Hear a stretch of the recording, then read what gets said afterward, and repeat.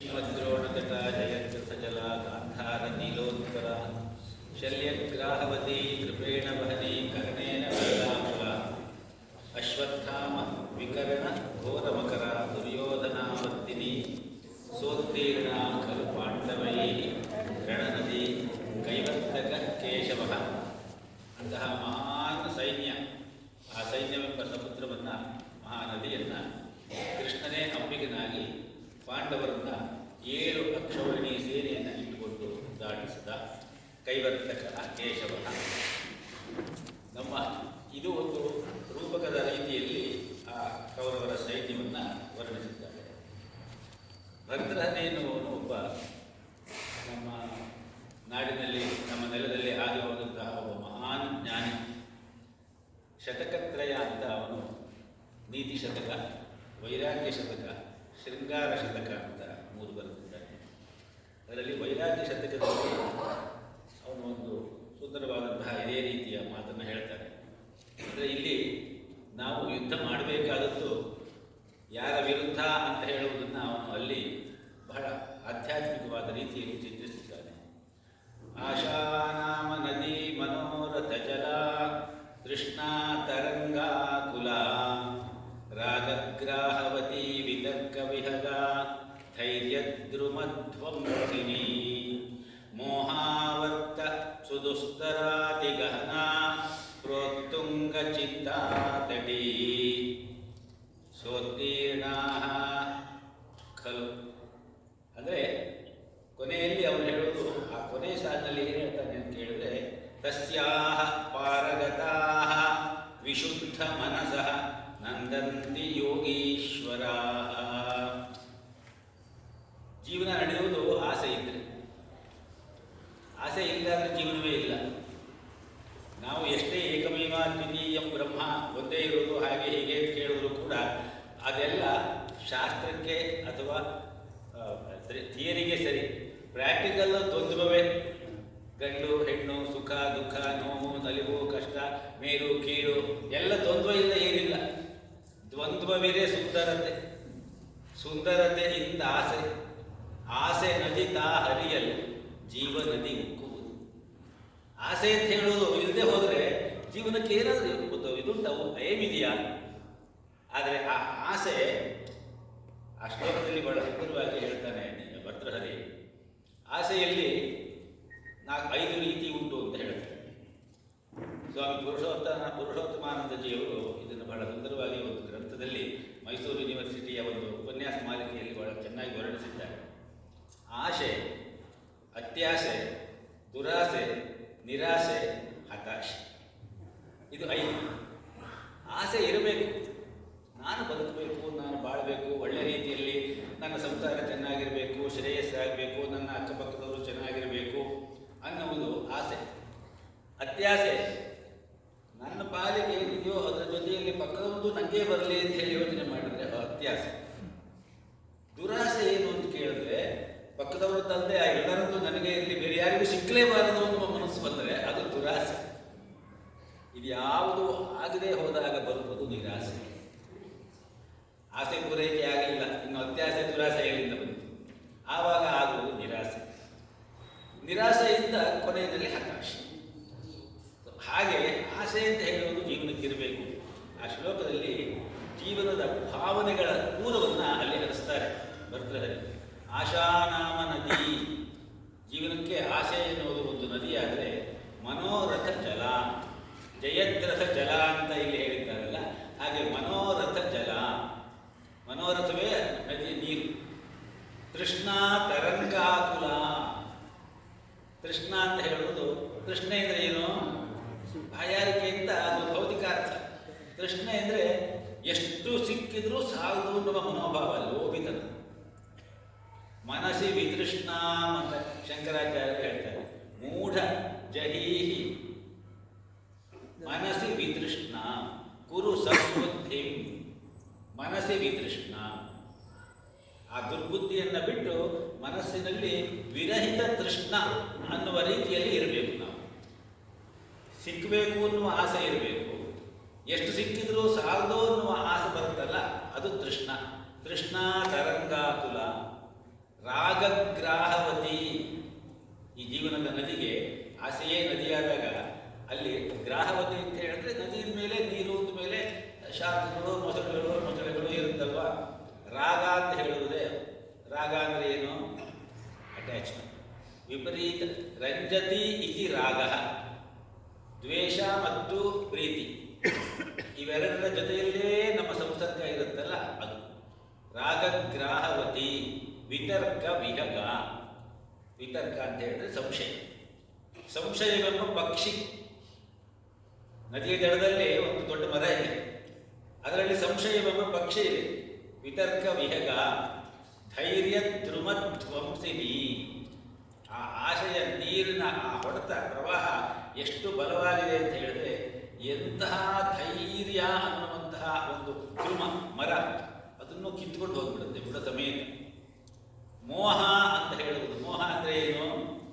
ವಿವೇಕವಿಲ್ಲದ ಪ್ರೀತಿ ಅಷ್ಟೇ ಮೋಹ ಅನ್ನೋದಕ್ಕೆ. ಮೋಹಕ್ಷಯ. ಮೋಕ್ಷ ಅಂದರೆ ಏನು? ಮೋಹಕ್ಷಯ. ವಾಸನಾಕ್ಷಯ ಮೋಕ್ಷ. ವಾಸನೆಗಳು ಹೇಗೆ ಬರ್ತದೆ? ಪಾಶಗಳು ಹೊರಗೆ, ಕೊಂಡಿಗಳು ನಮ್ಮೊಳಗಿವೆ. ವಾಸನಾಕ್ಷಯ ಮೋಕ್ಷ. ಸೊ ಆ ಮೋಹ ಇದೆಯಲ್ಲ, ಮೋಹಾವರ್ತ. ಆವರ್ತ ಅಂತ ಹೇಳಿದ್ರೆ ಸುಳಿ. ಮೋಹಾವರ್ತ ಸುದುಸ್ತರ. ಆ ಆಸೆ ಎಂಬ ನದಿಗೆ ಇರುವ ಜಾಗದಲ್ಲಿ ಸುದುಸ್ತರ ಆದರೆ ಅದನ್ನು ದಾಟುವುದು ಬಹಳ ಕಷ್ಟ. ಆಸೆಯಿಂದ ಮೀರಿ ನಿಲ್ಲುವುದು ಬಹಳ ಕಷ್ಟ. ಸುದುಸ್ತರ ಅತಿ ಗಹನ, ಬಹಳ ಆಳವಾಗಿದೆ ನದಿ. ಆಸೆಯ ನದಿ ಬಹಳ ಆಳವಾಗಿದೆ. ಅಲ್ಲಿ ನಿಂತಲ್ಲಿ ನಿಲ್ಲಲಿಕ್ಕೆ ಆಗೋದಿಲ್ಲ. ಸುದುಸ್ತರಾತಿ ಗಹನ ಪ್ರೋತ್ತುಂಗ ಚಿಂತಾ ತಟಿ. ವಿಪರೀತ ಆಸೆಯನ್ನು ಬೆಳೆಸಿಕೊಂಡಾಗ ಆಸೆ ಪೂರೈಸದೆ ಹೋದರೆ ಅದರ ಶರೀರ ಸಂತಾನವೆಲ್ಲ ಒಂದರ ಹಿಂದೆ ಬಂದು ಬರುತ್ತೆ. ಕೊನೆಯಲ್ಲಿ ಬರುವುದೇನೋ ಚಿಂತೆ. ಪ್ರೋತ್ತುಂಗ ಚಿಂತಾ ತಟಿ. ಸಹಿಸಲಾರದ ಎತ್ತರವಾದಂತಹ ಚಿಂತೆಯೇ ದಡವಾಗಿ ಉಳ್ಳ ಈ ನದಿಯನ್ನು ತಸ್ಯಾಹ ಪಾರಗತಃ ವಿಶುದ್ಧ ಮನಸಃ ನಂದಂತಿ ಯೋಗೀಶ್ವರ. ಇಲ್ಲಿ ಕೃಷ್ಣ ಯೋಗೇಶ್ವರ ಅನ್ನುವ ಆ ಅರ್ಥವನ್ನು ನಾವು ಇಟ್ಕೊಂಡಾಗ ಅದರ ಆಚೆಗೆ ದಡವನ್ನು ಸೇರುವವರು ಯಾರು ಅಂತ ಕೇಳಿದ್ರೆ, ಯೋಗದಿಂದ ಸರಿಯಾದ ರೀತಿಯಲ್ಲಿ ಮನಸ್ಸನ್ನು ಹದಗೊಳಿಸಿ ಏಕಾಗ್ರತೆಯಿಂದ ಜೀವನದ ಸೂಕ್ಷ್ಮಗಳನ್ನು ನೋಡ್ತಾ ನೋಡ್ತಾ ನೋಡ್ತಾ ಸಾಧನೆಯ ಮಾರ್ಗದಲ್ಲಿ ಯಾರು ಹೋಗ್ತಾರೋ ಅವರು ತಸ್ಯಾಹ ಪಾರಗತಃ ವಿಶುದ್ಧ ಮನಸಃ. ಶುದ್ಧಿಯಾದ ಮನಸ್ಸುಳ್ಳವರು. ಅಂತಹ ಯೋಗೀಶ್ವರರು ಅದನ್ನು ದಾಟಬಹುದು. ಯಾಕೆ ಇಲ್ಲಿ ಹೇಳ್ತಾರೆ ಅಂದರೆ, ದಾಟಬಹುದು ಅಂಥೇಳಿ ದಾಟಲಿಕ್ಕೆ ಸಾಧ್ಯವೇ ಇಲ್ಲ ಅಂತ ಹೇಳಿಬಿಟ್ರೆ ಯಾರೂ ಕೂಡ ಸಾಧನೆಗೆ ಪ್ರಯತ್ನವೇ ಮಾಡೋದಿಲ್ಲ. ಇದೆಲ್ಲ ಆಗೋದಿಲ್ಲಪ್ಪ, ಬೇಡ, ಗೀತೆ ಹೇಳ್ದಂಗೂ ಇರ್ಲಿಕ್ಕೆ ಆಗೋದಿಲ್ಲ ನಮಗೆ. ಆದ್ದರಿಂದ ಅಂತಹವರು ಇದ್ದಾರೆ ಅನ್ನೋದನ್ನು ನಮಗೆ ಸೂಚಿಸಲಿಕ್ಕಾಗಿ ಭರ್ತೃಹರಿಯಲ್ಲಿ ಹೇಳಿದ್ದಾರೆ.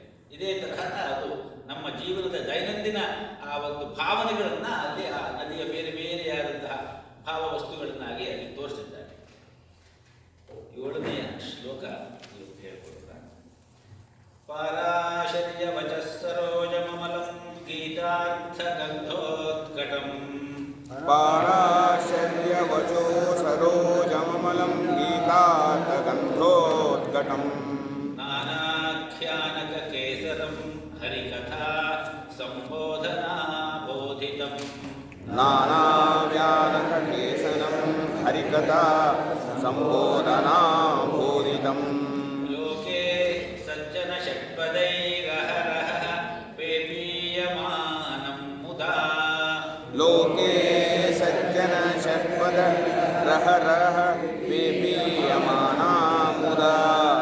ಭೂಯಾತ್ ಭಾರತ ಪಂಕಜಂ ಕಲಿಮಲ ಪ್ರಧ್ವಂಸಿನ ಶ್ರೇಯಸೇ. ಭೂಯಾತ್ ಭಾರತ ಪಂಕಜಂ ಕಲಿಮಲ ಪ್ರಧ್ವಂಸಿನ ಶ್ರೇಯಸೇ. ಇಂದಿನ ಶ್ಲೋಕದಲ್ಲಿಯೇ ಇನ್ನೊಂದು ಉಪಮಾನ ರೂಪಕದಲ್ಲಿ ಹೇಳ್ತಾ ಇದ್ದಾರೆ. ಗೀತೆ ಅಂದರೆ ಏನು, ಮಹಾಭಾರತ ಅಂದರೆ ಏನು. ಪಾರಾಶರ್ಯ ವಚಃ ಸರೋಜಂ ಅಮಲಂ ಗೀತಾ ಅರ್ಥ ಗಂಧೋತ್ಕಟಂ. ಗೀತಾರ್ಥ ಗಂಧೋತ್ಕಟಂ. ನಾನಾ ಆಖ್ಯಾನಕ ಕೇಸರಂ ಹರಿಕಥಾ ಸಂಬೋಧನಾ ಬೋಧಿತಂ. ಲೋಕೆ ಸಜ್ಜನ ಷಟ್ಪದೈ ಅಹರಹ ಪೇಪೀಯಮಾನಂ ಮುದಾ ಭೂಯಾತ್ ಭಾರತ ಪಂಕಜಂ ಕಲಿಮಲ ಪ್ರಧ್ವಂಸಿ ನಃ ಶ್ರೇಯಸೆ. ಭಾರತವೆಂಬ ಕಮಲ ಕಲಿಯ ಮಲವನ್ನು ತೆಗೆದುಹಾಕಿ ನಮಗೆ ಶ್ರೇಯಸ್ಸನ್ನು ಉಂಟು ಮಾಡಲಿ. ಗೀತೆ ಯಾವ ಕೃತಿಯ ಅಂತರ್ಗತವಾಗಿ ಬಂದಿದೆಯೋ ಆ ಮಹಾನ್ ಕೃತಿಯ ವಿಚಾರವನ್ನು ಇಲ್ಲಿ ಹೇಳ್ತಾ ಇದೆ.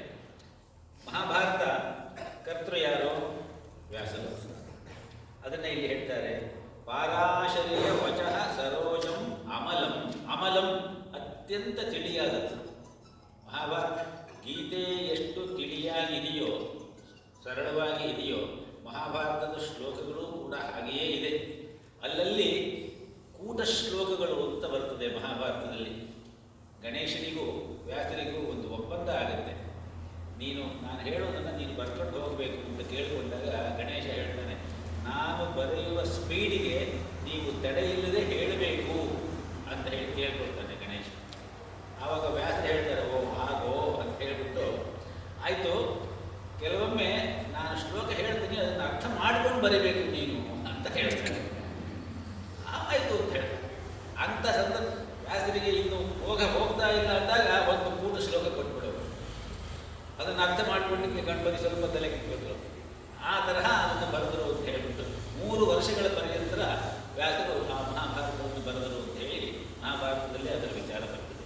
ಹಾಗೆ ಪಾರಾಶರಿಯ ವಚಃ ಸರೋಜಂ ಅಮಲಂ, ಅತ್ಯಂತ ತಿಳಿಯಾದ ಸರೋವರ. ಆ ಸರೋವರ ಹೇಗೆ ಬಂತು? ಆ ಸರೋವರ ಪರಾಶರರ ಮಗನಾದ ಪರಾಶರ ಅಂದರೆ ವ್ಯಾಸ ಮಹರ್ಷಿ.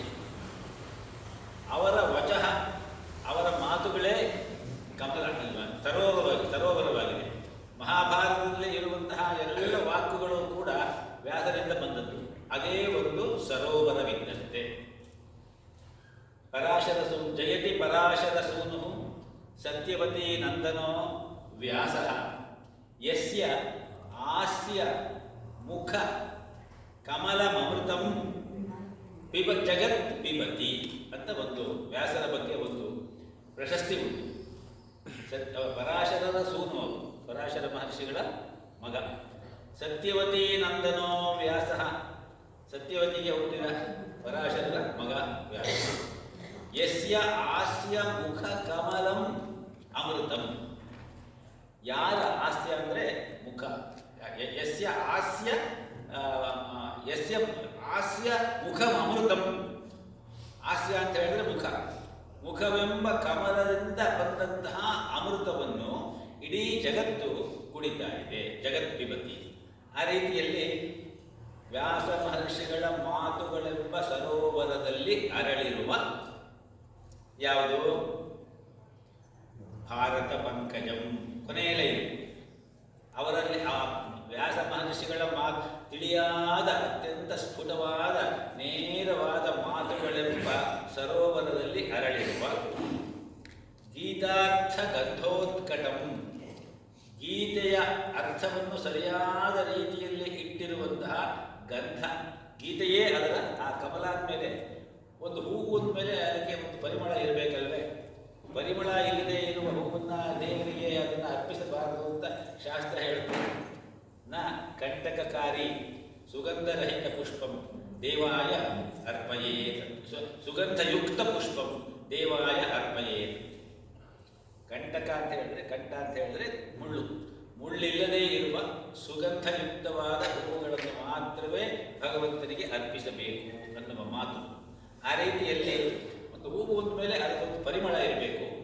ಈ ಭಾರತವೆಂಬ ಕಮಲಕ್ಕೆ ಪರಿಮಳ ಯಾವುದು ಅಂತ ಹೇಳಿದ್ರೆ ಗೀತೆಯ ಅರ್ಥವತ್ತಾದ ಗೀತೆ. ಒಂದು ಕಮಲ ಮೇಲೆ ಅದಕ್ಕೆ ದಳ ಇರ್ತದೆ. ಆ ದಳದಲ್ಲಿ ಕೇಸರಗಳಿರ್ತದೆ. ನಾನಾಖ್ಯಾನಕ ಕೇಸರಂ ಹರಿಕಥಾ ಸಂಬೋಧನಾ ಬೋಧಿತಂ. ನಾನಾ ರೀತಿಯ ಕಥೆಗಳು, ಆಖ್ಯಾನಗಳು, ಉಪಾಖ್ಯಾನಗಳು ಎನ್ನುವಂತಹ ಬೇರೆ ಬೇರೆ ಸಹಸ್ರದಳ ಪದ್ಮ ಅಂತ ಹೇಳ್ತಾರೆ ನೋಡಿ. ಆ ತರಹ ಮಹಾಭಾರತವನ್ನು ಬೇರೆ ಬೇರೆಯಾದ ನಾನಾ ಆಖ್ಯಾನಗಳ ಜೊತೆಯಲ್ಲಿ ಅದನ್ನು ಅವರು ರಚಿಸಿದ್ದಾರೆ. ಆ ಎಲ್ಲ ಆಖ್ಯಾನಗಳು ಕೂಡ ಕಮಲ ಪತ್ರ ಇದೆ. ಆ ಪತ್ರದಲ್ಲಿ ಇರುವಂತಹ ಆ ಕೇಸರಗಳು ಅದರ ತುದಿಯಲ್ಲಿ ಕಥೆಯ ರೂಪದಲ್ಲಿ ಬರುವಂತಹ ಆ ರೂಪಕಗಳ ಜೊತೆಯಲ್ಲಿ ಬರುವಂತಹ ನೀತಿ ಇದೆಯಲ್ಲ ಅದು ಕೇಸರ. ಹರಿಕಥಾ ಸಂಬೋಧನಾ ಬೋಧಿತಂ. ಹರಿಕಥೆಯನ್ನೇ ಮುಖ್ಯವಾಗಿ ಇಟ್ಟುಕೊಂಡು ಈ ನಾನಾ ಆಖ್ಯಾನಗಳನ್ನು ಹೇಳಿ ಅದನ್ನು ಸಹಸ್ರಗಳ ಪದ್ಮವಾಗಿ ಅರಳಿಸಿದ್ದಾರೆ ಈ ಭಾರತವೆಂಬ ಕಮಲವನ್ನು. ಲೋಕೆ ಸಜ್ಜನ ಷಟ್ಪದೈ. ಲೋಕದಲ್ಲಿ ಸಜ್ಜನರೆಂಬ ಷಟ್ಪದ ಅಂತ ಹೇಳಿದ್ರೆ ತುಂಬಿಗಳು. ಷಟ್ಪದೈ ಅಹರಹ. ಪ್ರತಿನಿತ್ಯವೂ ಕೂಡ ಲೋಕದಲ್ಲಿ ಸಜ್ಜನರೆಂಬ ದುಂಬಿಗಳಿಂದ ಆಸ್ವಾದಿಸಲ್ಪಡುತ್ತಿರುವ ಪೇಪೀಯಮಾನಂ ಮುದ, ಅತ್ಯಂತ ಸಂತೋಷದಿಂದ ಆಸ್ವಾದಿಸಲ್ಪಡುತ್ತಿರುವ ಭಾರತ ಪಂಕಜಂ. ಭಾರತವೆಂಬ ಪಂಕಜ ಅದೆಂತಹ ಪಂಕಜ? ಕಲಿಮಲ ಪ್ರಧ್ವಂಸಿ. ಕಲಿಯ ಮಲವನ್ನು, ಮಹಾಭಾರತ ಕಲಿಯ ಮಲವನ್ನು ತೆಗಿಲಿಕ್ಕೆ ಅತ್ಯಂತ ಸೂಕ್ತವಾದ ಧರ್ಮಶಾಸ್ತ್ರವಿದಂ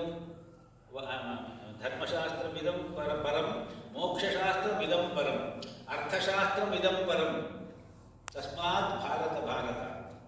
ಇದೊಂದು ಧರ್ಮಶಾಸ್ತ್ರ, ಮೋಕ್ಷಶಾಸ್ತ್ರ, ಅರ್ಥಶಾಸ್ತ್ರ, ಸಮಾಜಶಾಸ್ತ್ರ, ನೀತಿಶಾಸ್ತ್ರ ಎಲ್ಲವೂ ಹೌದು. ಆ ರೀತಿಯಲ್ಲಿ ಆ ಮಹಾಭಾರತ ನಮ್ಮ ಒಳಗಿನ ಕಶ್ಮಲಗಳನ್ನು ತೆಗೆಯುವುದಕ್ಕೆ ಕಾರಣವಾಗಿ ಶ್ರೇಯಸೇ ಭೂಯ, ನಮ್ಮ ಶ್ರೇಯಸ್ಸಿಗೆ ಅದು ಒದಗಿ ಬರಲಿ, ಭೂಯ ಉಂಟು ಮಾಡಲಿ, ಒದಗಿ ಬರಲಿ ಅಂತ ಹೇಳಿ ಮಹಾಭಾರತದ ಈ ಉಪಮಾನದಲ್ಲಿ ಮಹಾಭಾರತ ಮತ್ತು ಭಗವದ್ಗೀತೆ ಇದೆರಡನ್ನೂ ಕೂಡ ವರ್ಣಿಸಿದ್ದಾರೆ. ಹೂವು ಅತ್ಯಂತ ಸುಂದರವಾದ ಕಮಲ ಮಹಾಭಾರತ. ಹೂವಿನ ಮೇಲೆ ಅದಕ್ಕೊಂದು ಪರಿಮಳ ಇರಬೇಕು, ಆ ಪರಿಮಳ ಗೀತೆ. ಇದೆರಡೂ ಕೂಡಿರುವಂತಹ ಈ ಭಾರತವೆಂಬ ಈ ಕೃತಿ ನಮಗೆ ಶ್ರೇಯಸ್ಸನ್ನು ಉಂಟು ಮಾಡಲಿ ಅಂತ ಹೇಳಿ ಮಹಾಭಾರತವನ್ನು ಇಲ್ಲಿ ಸ್ತೋತ್ರ ಮಾಡ್ತಾ ಇದ್ದಾರೆ. ಸರೋಜಮಲಂ ಗೀತಾಗಂಧೋತ್ಕಟಂ ನಾನಾವ್ಯಾಕೇಸರಂ ಹರಿಕಥಾ ಸಂಬೋಧನಾ ಬೋಧಿತಂ. ಲೋಕೆ ಸಜ್ಜನ ಷಟ್ಪದೈರಹರಹ ಪೇಪೀಯಮಾನಮುದಾ ಭೂಯಾತ್ ಪಂಕಜಂ ಕಲಿಮಲ ಪ್ರಧ್ವಂಸಿನಃ ಶ್ರೇಯಸೇ. ಮೂಕಂ ಕರೋತಿ ವಾಚಾಲಂ ಪಂಗುಂ ಲಂಘಯತೆ ಗಿರಿಂ. ಮೂಕಂ ಕರೋತಿ ವಾಚಾಲಂ ಪಂಗುಂ ಲಂಘಯತೆ ಗಿರಿಂ. ಯತ್ಕೃಪಾತಮಹಂ ವಂದೇ ಪರಮಾನಂದಮಾಧವಂ. ಯತ್ಕೃಪಾತಮಹಂ ವಂದೇ ಪರಮಾನಂದಮಾಧವಂ. ಮೂಕಂ ಕರೋತಿ ವಾಚಾಲಂ. ಪದಚ್ಛೇದ ಮಾಡಬೇಕು ಅಂದರೆ ಮೂಕಂ ಅನ್ನೋದೊಂದು ಪದ, ಕರೋತಿ ವಾಚಾಲಂ ಪಂಗುಂ ಲಂಘಯತೆ ಗಿರಿಂ. ಯತ್ ಕೃಪಾ ತಂ ಅಹಂ ವಂದೇ ಪರಮ ಆನಂದ ಮಾಧವಂ. ಬಹಳ ಜನಪ್ರಿಯವಾದಂತಹ ಒಂದು ಶ್ಲೋಕ, ಎಲ್ಲರೂ ಹೇಳ್ಕೊಳ್ಳುವುದು ಯಾವಾಗಲೂ ಕೂಡ, ಸಾಮಾನ್ಯವಾಗಿ ಎಲ್ಲರಿಗೂ ಇದು ಬಾಯಿಗೆ ಬರ್ತದೆ. ಯಾರ ಕೃಪೆ ಮೂಕನನ್ನೂ ಕೂಡ ವಾಚಾಳಿಯನ್ನಾಗಿ ಮಾಡುತ್ತದೆಯೋ, ಒಬ್ಬ ಕುಂಟನನ್ನೂ ಕೂಡ ಪರ್ವತವನ್ನು ದಾಟುವಂತೆ ಮಾಡುತ್ತದೆಯೋ, ಅಂತಹ ಪರಮಾನಂದ ಸ್ವರೂಪನಾದ ಮಾಧವನನ್ನು ವಂದಿಸುತ್ತೇನೆ. ಮಾಧವ ಅಂತ ಹೇಳಿದ್ರೆ, ಧವ ಅಂದರೆ ಪತಿ ಅಂತ ಅರ್ಥ. ಮಾಧವ ಅಂದರೆ ರಮಾಧವ, ಅದೇ ಮಾಧವ ಅಷ್ಟನೇ. ರಮೆಯ ಪತಿಯಾದವನು ಮಾಧವ. ಮಾ ಅಂತ ಹೇಳುವುದಕ್ಕೆ ಅಲ್ಲಿ ರ ಸೇರಿಸಿಕೊಂಡು ನಾವು ರಮಾಧವ ಅಂತ ಅನ್ವಯ ಮಾಡಿಕೊಂಡು ಹೇಳಬೇಕು. ಸಾಮಾನ್ಯವಾಗಿ ಭಗವಂತನನ್ನು ನೆಚ್ಚಿದರೆ ಅಸಾಧ್ಯವಾದದ್ದು ಸಾಧ್ಯವಾಗುತ್ತೆ ಅಂತ ಹೇಳುವುದು ನಮ್ಮ ಎಲ್ಲರ ಒಂದು ಮಿತಿಯಾದ ಅನುಭವದಲ್ಲೂ ನಮಗೆ ಗೊತ್ತಾಗಿದೆ. ಆ ದೃಷ್ಟಿಯಿಂದ ಆ ಮಾಧವನನ್ನು ನಂಬಿಕೊಂಡು ಈ ಜಗತ್ತಿನಲ್ಲಿ ಎಷ್ಟೋ ಜನ ಪಾರಾಗಿ ಹೋಗಿದ್ದಾರೆ, ತಮ್ಮ ತಮ್ಮ ಉದ್ದೇಶವನ್ನು ಸಾರ್ಥಕಪಡಿಸಿಕೊಂಡಿದ್ದಾರೆ. ಆದ್ದರಿಂದ ಆತನ ಕೃಪೆ ಇದ್ದರೆ ಮಾತ್ರವೇ ನಾವು ಭಗವದ್ಗೀತೆಯ ಅಧ್ಯಯನವನ್ನು ಪೂರ್ತಿ ಮಾಡಲಿಕ್ಕೆ ಸಾಧ್ಯವಾಗುತ್ತೆ. ಆದ್ದರಿಂದ ಯತ್ ಕೃಪಾ ತಂ ಅಹಂ ವಂದೇ, ನಾನು ಅವನನ್ನು ವಂದಿಸುತ್ತೇನೆ. ಮೂಕಂ ಕರೋತಿ ವಾಚಾಲಂ ಪಂಗುಂ ಲಂಘಯತೆ ಗಿರಿಂ. ಯತ್ಕೃಪಾತಮಹಂ ವಂದೇ ಪರಮಾನಂದಮಾಧವಂ. ಪರಮ ಆನಂದ ಮಾಧವ. ಉಪನಿಷತ್ತುಗಳೆಲ್ಲ ಏನು ಹೇಳುತ್ತೆ? ಭಗವಂತ ಆನಂದದಿಂದ ಬಂದ, ಆನಂದದಲ್ಲಿ ಇದ್ದಾನೆ, ಆನಂದದಲ್ಲೇ ಸರಿಯುತ್ತಾನೆ. ಆನಂದೋ ಬ್ರಹ್ಮೇ ದಿವ್ಯಜಾನಾತ್ ಆನಂದಾಧ್ಯೇವ ಖಲ್ವಿಮಾನಿ ಭೂತಾನಿ ಜಾಯಂತೆ ಆನಂದೇನ ಜಾತಾನಿ ಜೀವಂತಿ ಆನಂದಂ ಪ್ರಯತ್ಯಪಿ ಸಂವಿಶಂತಿ. ಇದು ಉಪನಿಷತ್ ಹೇಳುವುದು. ಆನಂದದಿಂದ ಈ ಜಗತ್ತು ಸೃಷ್ಟಿಯಾಗಿದೆ. ಅವನು ಒಬ್ಬನೇ ಇದ್ದಂತೆ, ಸುಮ್ಮನೊಬ್ಬಂಟಿ ಒಬ್ಬನೇ ಇದ್ದ. ಅವನು ಬೇಸರಬಹುದು, ಒಮ್ಮುವೆನು ಕೋಟಿ ರೂಪದಲ್ಲಿ ತಾನೆಂದು ಒಮ್ಮನೆಳೆಸಿದನಂತೆ. ಆ ಎಳಸಿಕೆಯೇ ಮಾಯೆ, ನಮ್ಮಿರವು ಮಾಯೆ. ದಿವಿಜಿಯವರು ಹೇಳುವ ಮಾತು, ಏಕಾಕಿ ನ ರಮತೆ ಅಂತ ಒಂದು ಮಾತು. ಒಬ್ಬನೇ ಇದ್ರೆ ಬೇಜಾರು ಅಲ್ವಾ? ಸಾಮಾನ್ಯವಾಗಿ ಒಂಟಿತನ ಅಂತ ಹೇಳುವುದು ಮನುಷ್ಯನನ್ನ ಹಣ್ಣು ಮಾಡಿಬಿಡುತ್ತೆ, ಪೂರ್ತಿ ನಾಶ ಮಾಡಿಬಿಡುತ್ತದೆ. ಭಗವಂತ ಒಬ್ಬರೇ ಇದ್ದ ಮೊದಲು, ಏಕಮೇವಾ ದ್ವಿತೀಯಂ ಬ್ರಹ್ಮ ಅಲ್ವಾ? ಅವನಿಗೆ ಬೇಜಾರಾಯ್ತು, ನಾನಾ ರೀತಿಯಲ್ಲಿ ಹಮ್ಮಿಕೊಳ್ಳಬೇಕು ಅಂತ ಯೋಚನೆ ಮಾಡಿದಂತೆ. ಹಮ್ಮಿಕೊಳ್ಳುವುದೇ ಆನಂದದ ಕ್ರಿಯೆ. ಸೃಷ್ಟಿಯ ಆನಂದ ಅಂತ ನಿನ್ನೆ ಹೇಳಿಕೊಂಡ್ವಿ ನೋಡಿ ನಾವು. ಆ ರೀತಿಯಲ್ಲಿ ಸುಮ್ಮನೊಬ್ಬಂಟಿ ಬೇಸರಬಹುದು, ಒಮ್ಮುವೆನು ಕೋಟಿ ರೂಪದಲ್ಲಿ ತಾನೆಂದು ಬೊಮ್ಮ ನೆಳೆಸಿದನಂತೆ. ಬೊಮ್ಮ ಯೋಚನೆ ಮಾಡಿದಂತೆ. ಆ ಎಳಸಿಕೆಯೇ ಮಾಯೆ, ನಮ್ಮಿರವು ಮಾಯೆ. ಅವನ ಹಾಗೆ ಯೋಚನೆ ಮಾಡಿದಲ್ಲ, ಆ ಯೋಚನೆ ಮಾಯೆ, ಅವನ ಶಕ್ತಿ. ಮಾಯಾಂತು ಪ್ರಕೃತಿ ವಿಧಿ ಮಾಯಿನಂತೂ ಮಹೇಶ್ವರಂ ಅಂತ ಹೇಳಿ ಒಂದು ಶ್ವೇತಾಶ್ವತರ ಉಪನಿಷತ್ತು ಹೇಳುತ್ತೆ. ಈ ಪ್ರಕೃತಿ, ಸಮಸ್ತವಾದ ಪ್ರಕೃತಿ ಮಾಯೆ. ಈ ಮಾಯಾ ಪ್ರಪಂಚವನ್ನು ಹಿಡಿದಿಟ್ಟಿರುವವನು ಮಾಯಾ ಪುರುಷ ಮಹೇಶ್ವರ. ಆ ರೀತಿಯಲ್ಲಿ ಈ ಸೃಷ್ಟಿ ಅವನ ಆನಂದಕ್ಕಾಗಿ ಉಂಟಾಯಿತು. ಹುಡುಗರೊಳು ಹುಡುಗನ, ಮುದುಕರೊಳು ಮುದುಕನ, ಎಲ್ಲರಲ್ಲಿಯೂ ತಾನು ಅವರೇ ಆಗಿ ತಾನೇ ಸೃಜಿಸಿದೀ ಸೃಷ್ಟಿಯಲ್ಲಿ ತಾನೇ ಆನಂದ ಪಡುತ್ತಲಿಹನು ಕಾಣು ಮರುಳ ಮುನಿಯ ಅಂತ ಹೇಳಿ ಮರುಳ ಮುನಿಯ ಕಾವ್ಯದಲ್ಲಿ ಹೇಳ್ತಾರೆ ಡಿ ವಿ. ಹುಡುಗರಲ್ಲಿ ಹುಡುಗನಾಗಿ, ಮುದುಕರಲ್ಲಿ ಮುದುಕನಾಗಿ, ವಯಸ್ಕರಲ್ಲಿ ವಯಸ್ಕನಾಗಿ, ದುಃಖಿಗಳಲ್ಲಿ ದುಃಖಿಯಾಗಿ, ಸುಖಿಗಳಲ್ಲಿ ಸುಖಿಯಾಗಿ, ತಾನೇ ಸೃಜಿಸಿದೀ ಸೃಷ್ಟಿಯೊಳು ತಾನೇ ಒಂದಾಗಿ ಆನಂದಿಪನು ಪರಬೊಮ್ಮ. ಆ ರೀತಿಯಲ್ಲಿ ಆನಂದಕ್ಕಾಗಿಯೇ ಈ ಸೃಷ್ಟಿ ಬಂದಿದೆ. ನಾವಿರುವುದು ಕೂಡ ಆನಂದವೇ. ನಾವು ಕೊನೆಯಲ್ಲಿ ಹೋಗಿ ಸೇರುವ ಆನಂದಂ ಅಸ್ಯೇತಿ ಆನಂದ. ಆದ್ದರಿಂದ ನಮ್ಮ ಜೀವನದ ಮುಖ್ಯ ಉದ್ದೇಶ ಏನು ಅಂತ ಹೇಳಿ ವಿದ್ವಾಂಸರು, ಬಲ್ಲವರು, ಸಂತರು ಹೇಳುವುದು, ನಮ್ಮ ಮೂಲ ಸ್ವರೂಪವಾದಂತಹ ಆನಂದವನ್ನು ನಾವು ಅರಿತುಕೊಳ್ಳುವಂತೆ ನಮ್ಮ ಸಾಧನೆಯನ್ನು ಮಾಡುವುದು. ಭಗವದ್ಗೀತೆಯ ಅಧ್ಯಯನ ಮುಖ್ಯವಾದ ಉದ್ದೇಶ ನಮ್ಮ ಸ್ವಸ್ವರೂಪಾನು ದರ್ಶನ. ನಮ್ಮ ಸ್ವಸ್ವರೂಪ ಆನಂದ ಸ್ವರೂಪ. ಆದ್ದರಿಂದ ಅದನ್ನು ನಾವು ತಿಳಿದುಕೊಳ್ಳುವುದಕ್ಕೆ ಬೇಕಾದಂತಹ ಸಾಧನೋಪಾಯ ಮಾರ್ಗಗಳನ್ನು ಗೀತೆ ಹೇಳುತ್ತೆ. ಸಾಧನಾಪಥದ ಸಮನ್ವಯ ರೂಪವಾದ ಯೋಗ ಚಿಂತನೆಯನ್ನು ಭಗವದ್ಗೀತೆ ಮೊದಲ ಬಾರಿಗೆ ಈ ಜಗತ್ತಿಗೆ ಕೊಡ್ತು ಅಂತ ಹೇಳ್ತಾರೆ.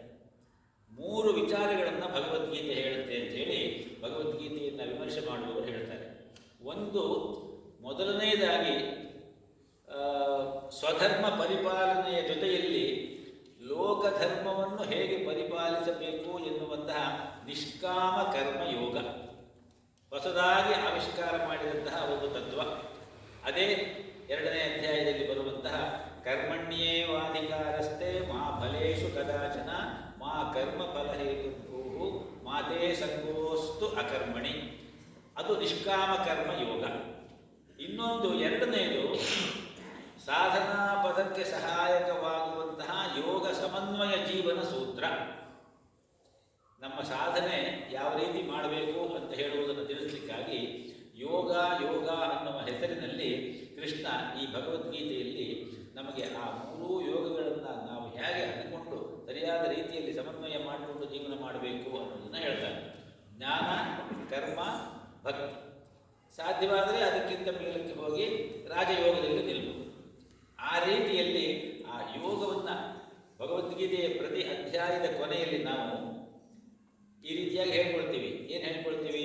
ಶ್ರೀಮದ್ ಭಗವದ್ಗೀತಾಸು ಉಪನಿಷತ್ಸು ಬ್ರಹ್ಮವಿದ್ಯಾಯಾಂ ಯೋಗಶಾಸ್ತ್ರೇ ಶ್ರೀಕೃಷ್ಣಾರ್ಜುನ ಸಂವಾದೇ ಅಲ್ವಾ? ಈ ರೀತಿಯಾಗಿ ಹೇಳ್ತೀವಿ.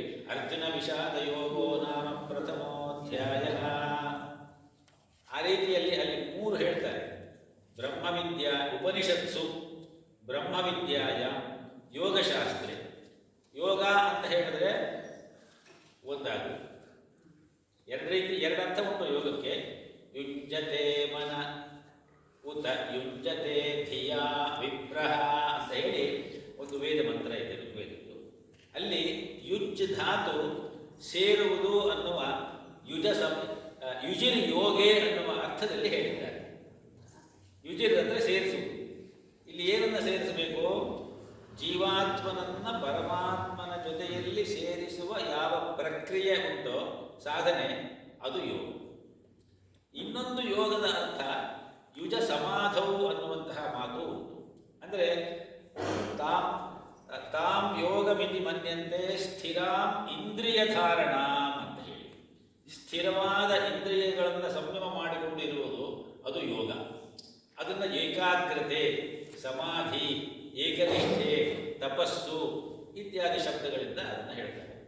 ಈ ಯೋಗ ಇದೆಯಲ್ಲ, ಈ ಯೋಗವನ್ನು ನಾವು ಸರಿಯಾದ ರೀತಿಯಲ್ಲಿ ಅಧ್ಯಯನ ಮಾಡಿದಾಗ ನಮಗೆ ಭಗವಂತನ ಆನಂದದ ಭಾವ ಗೊತ್ತಾಗ್ತದೆ ಒಳಗಡೆಗೆ ಅಂತ ಹೇಳಿ.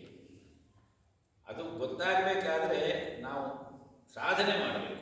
ಆ ಆನಂದ ಇಲ್ಲದ್ರೆ ಆನಂದ ಗೊತ್ತಾಗಲ್ಲ. ಶಬ್ದಗಳಿಂದ ನಾವು ಆನಂದವನ್ನು ಯಾರಿಗೂ ತಿಳಿಸ್ಲಿಕ್ಕೆ ಸಾಧ್ಯವಿಲ್ಲ. ಆನಂದ ಅಂತ ಹೇಳಿ ರಸಗುಹ್ಯೇವಾಯಂ ಲಬ್ಧ್ವಾ ಆನಂದಿ ಭವತಿ.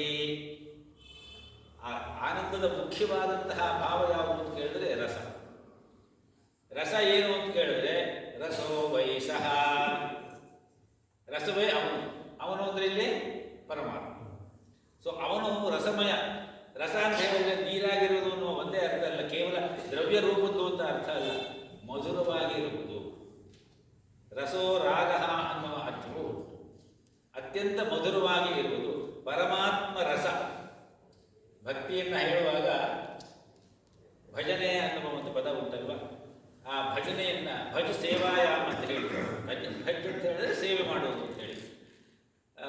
ಅಲ್ಲಿ 3 ರೀತಿಯಲ್ಲಿ ಆ ಭಜ್ ಅನ್ನುವ ಧಾತುವನ್ನು ಹೇಳ್ತಾರೆ. ಏನು?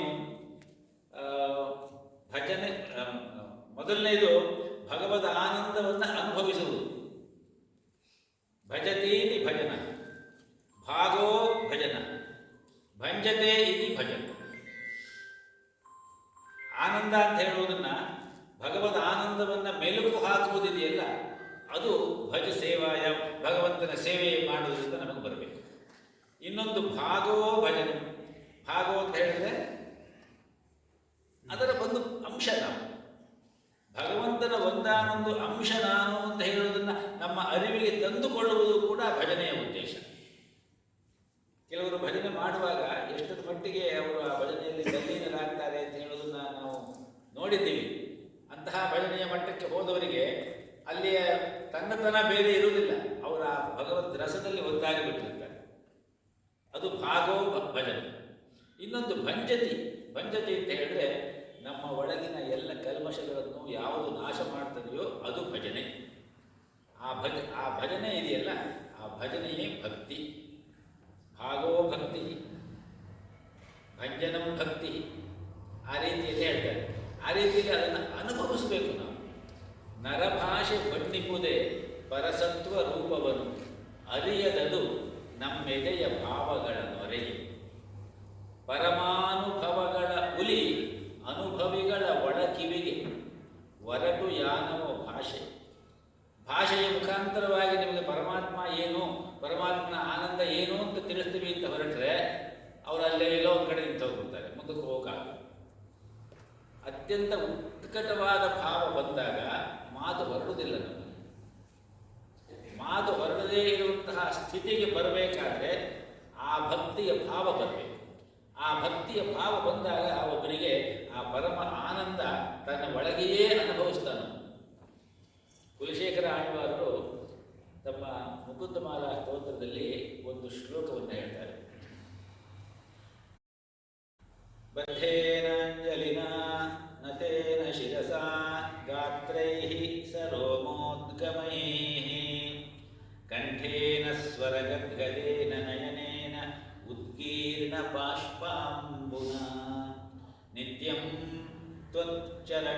ಅರವಿಂದಯುಗಲ ಧ್ಯಾನಾಮೃತಾಸ್ವಾದಿನಾಂ ಅಸ್ಮಾಕಂ ಸರಸೀರುಹಾಕ್ಷ ಸತತಂ ಸಂಪದ್ಯತಾಂ ಜೀವಿತಂ. ಅಸ್ಮಾಕಂ ಜೀವಿತಂ ಸರಸೀರುಹಾಕ್ಷ. ಓ ಸರಸೀರುಹಾಕ್ಷ. ಸರಸೀರುಹಾಕ್ಷ ಅಂದರೆ ಕಮಲದಂತೆ ಕಣ್ಣುಳ್ಳವನು ಮಹಾವಿಷ್ಣು ಮುಕುಂದ. ಓ ಸರಸೀರುಹಾಕ್ಷ, ಅಸ್ಮಾಕಂ ಜೀವನ ಏತದ್ರೀತ್ಯ ಸಂಪದ್ಯತ. ಯಾಕೆ, ಯಾವ ದೃಷ್ಟಿಯಿಂದ ಆಗಬೇಕದು? ನಿತ್ಯಂ ತ್ವಚ್ಚರಣಾರವಿಂದ ಯುಗಲ ಧ್ಯಾನ ಅಮೃತ ಆಸ್ವಾದಿನ. ನಿತ್ಯವೂ ಕೂಡ ನಿನ್ನ ಚರಣಗಳ ಆ ಧ್ಯಾನವೆಂಬ ಅಮೃತವನ್ನು ಆಸ್ವಾದನೆ ಮಾಡುವ ನಮ್ಮ ಜೀವನ ಈ ರೀತಿಯಾಗಿ ಸಂಪದ್ಯುಕ್ತವಾಗಲಿ. ಯಾವ ರೀತಿಯಾಗಿ? ಬದ್ಧೇನಾಂಜಲಿನ. ಭಗವಂತನ ಮುಂದೆ ನಾವು ಯಾವಾಗಲೂ ಹೀಗೆ ನಿಂತುಕೊಳ್ಳುವಂತಹ ಸ್ಥಿತಿಯೇ ನಮಗೆ ಇರಲಿ. ಬದ್ಧೇನಾಂಜಲಿನ ನಟೇನ ಶಿರಸ. ಇದು ಭಗವಂತ ಅನ್ನುವುದು, ಭಗವಂತನನ್ನು ಯಾರು ನೋಡಿದ್ದಾರೋ ಯಾರು ಬಿಟ್ಟಿದ್ದಾರೋ ಗೊತ್ತಿಲ್ಲ. ವಿನಮ್ರತೆ ಹೇಗಿರಬೇಕು ಅನ್ನುವುದನ್ನು ಸೂಚಿಸುತ್ತೆ. ಯಾವಾಗಲೂ ಸೆಟದು ನಿಲ್ಲುವುದಕ್ಕಿಂತ ನತಮಸ್ತಕರಾಗಿದ್ದರೆ, ಮರ್ಯಾದೆಯನ್ನು ಮೀರದೇ ಇರುವ, ಮರ್ಯಾದೆಯನ್ನು ಬಿಡದೇ ಇರುವಂತಹ ಆ ನತಮಸ್ತಕತೆ. ಆ ರೀತಿಯಲ್ಲಿ ನಟೇನ ಶಿರಸ ಗಾತ್ರೈ ಸರೋಮೋದ್ಗಮೈ. ಗಾತ್ರ ಅಂದರೆ ಶರೀರ. ಶರೀರವೆಲ್ಲ ರೋಮಾಂಚನವಾಗಿ ನಡುಗಬೇಕು. ವೇಪಥುಶ್ಚ ಶರೀರೇ ಮೇ ರೋಮಹರ್ಷಶ್ಚ ಜಾಯತೆ ಗಾಂಡೀವಂ ಸ್ರಕ್ಸತೆ ಹಸ್ತ. ಅರ್ಜುನ ವಿಷಾದ ಯೋಗದಲ್ಲಿ ಹೇಳ್ತಾನೆ ಈ ಮಾತನ್ನು. ವೇಪಥುಶ್ಚ ಶರೀರೇ ಮೇ, ನನ್ನ ಶರೀರ ನಡುಗ್ತಾ ಇದೆ ಕೃಷ್ಣ. ರೋಮಹರ್ಷಶ್ಚ ಜಾಯತೆ, ರೋಮಗಳೆಲ್ಲ ನಿಮಿರಿ ನಿಂತಿವೆ, ಏನು ಅಂತ ಗೊತ್ತಾಗ್ತಾ ಇಲ್ಲ ನನಗೆ. ಯಾವ ರೀತಿ ವಿಪರೀತವಾದಂತಹ ವಿಷಾದ, ತಲ್ಲಣ, ದುಃಖ, ನೋವು, ಸಂಕಟ ಬಂದಾಗಲೂ ಕೂಡ ನಮಗಾಗತ್ತೆ ಆಗುತ್ತೆ. ವಿಪರೀತವಾದ ಅತ್ಯಧಿಕವಾದ ಸಂತೋಷಾಧಿಕ್ಯದಲ್ಲೂ ಕೂಡ ನಮಗೆ ರೋಮಹರ್ಷ ಆಗ್ತದೆ.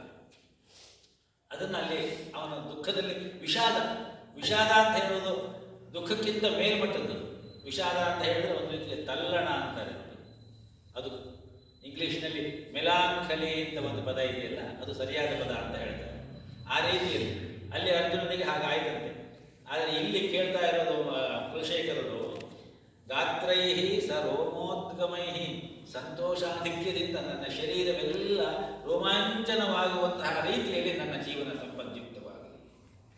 ಕಂಠೇನ ಸ್ವರಗದ್ಗದೇನ, ಯಾವುದನ್ನಾದರೂ ಸ್ತೋತ್ರ ಹೇಳಬೇಕು ಅಂತ ನಿಂತುಕೊಂಡ್ರೆ ಭಗವದ್ಭಕ್ತಿ ಜಾಸ್ತಿಯಾಗಿ ಮಾತೇ ಹೊರಡಬಾರದು. ಕುತ್ತಿಗೆಯ ನರಗಳೆಲ್ಲ ಸೆರೆ ಉಬ್ಬಿ ಬರೋದು ಅಂತಾರಲ್ಲ, ಆ ತರಹ ಆಗಬೇಕು. ಯಾವ ಸ್ತೋತ್ರಗಳು ಹೊರಗಡೆ ಬರದೇ ಇರುವಂತಹ ರೀತಿಯಲ್ಲಿ ಭಾವುಕರಾಗಿರಬೇಕು. ಜೀವನದಲ್ಲಿ ನಾವು ನಮ್ಮ ಜೀವನದಲ್ಲಿ ಬರುವಂತಹ ಎಷ್ಟೋ ಸಂದರ್ಭಗಳಲ್ಲಿ ಯಾರಿಂದಲಾದರೂ ನಾವು ನಿಜವಾಗಿಯೂ ಉಪಕೃತರಾದಾಗ, ಅಂತಹ ಕೃತಜ್ಞತೆಯನ್ನು ಸ್ಮರಿಸಿಕೊಳ್ಳುವಾಗ, ಅವರ ಎದುರಿನಲ್ಲಿ ನಾವು ಮಾತನಾಡಬೇಕಾಗಿ ಬಂದಾಗ ನಮಗಂತಹ ಭಾವನೆಗಳು ಬರ್ತದೆ.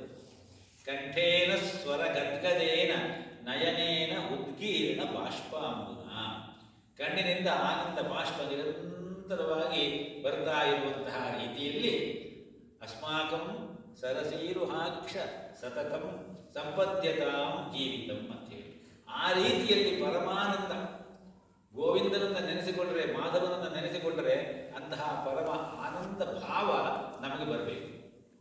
ಅಲ್ಲಿ ಮಾತಿಗೆ ಅರ್ಥ ಇಲ್ಲ. ಕೃಷ್ಣನೆಂದರೆ, ಒಬ್ಬ ಕವಿ ಹೇಳ್ತಾರೆ, ಕೃಷ್ಣನೆಂದರೆ ನಮ್ಮ ಬೊಗಸೆ ತುಂಬಿದ ಸಾಗರ ಜಲ. ಸಾಧ್ಯವಾ? ಸಾಗರದ ಜಲವನ್ನು ನಮ್ಮ ಒಂದು ಬೊಗಸೆಯಲ್ಲಿ ಹಿಡಿಯಲಿಕ್ಕೆ ಸಾಧ್ಯವಾ? ಕೃಷ್ಣನೆಂದರೆ ಬೊಗಸೆ ತುಂಬಿದ ಸಾಗರ ಜಲ, ಎಲ್ಲ ಶಬ್ದಗಳ ಅರ್ಥ ಮೀರಿದ ಅತ್ಯತಿಷ್ಠ ದಶಾಂಗುಲ. ಅತ್ಯತಿಷ್ಠ ದಶಾಂಗುಲ ಅನ್ನುವ ಪದವನ್ನು ತಾವೆಲ್ಲ ಕೇಳಿದ್ದೀರಿ ಅಲ್ವಾ?